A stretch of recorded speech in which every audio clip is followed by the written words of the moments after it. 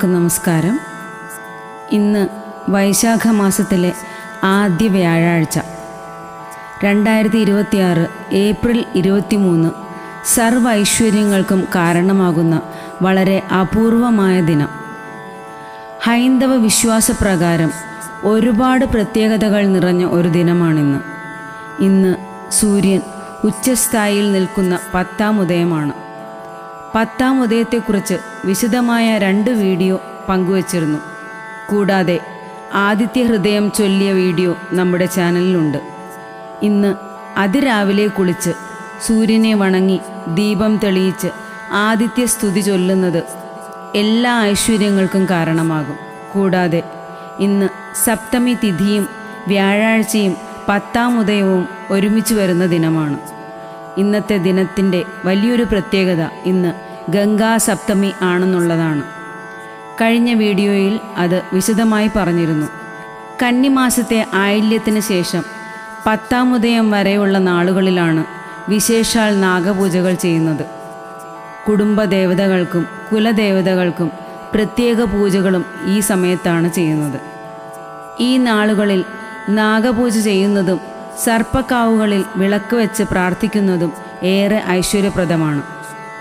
ഇന്ന് ശുഭകാര്യങ്ങൾക്ക് ഏറെ ഉത്തമമാകുന്നതിനുള്ള പ്രധാന കാരണം വൈശാഖ മാസത്തിലെ ആദ്യ വ്യാഴം എന്നുള്ളതാണ്.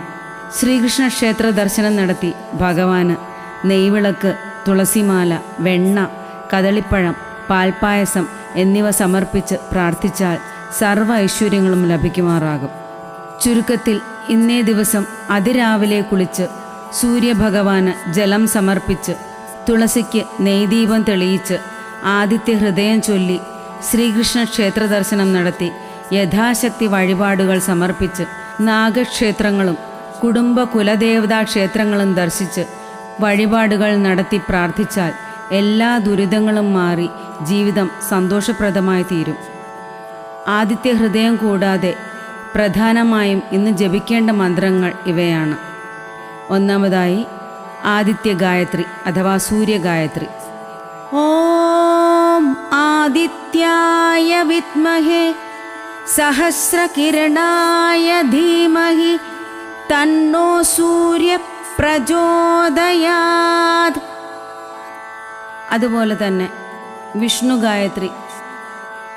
ഓം നാരായണായ വിദ്മഹേ വാസുദേവായ ധീമഹി തന്നോ വിഷ്ണു പ്രചോദയാത്.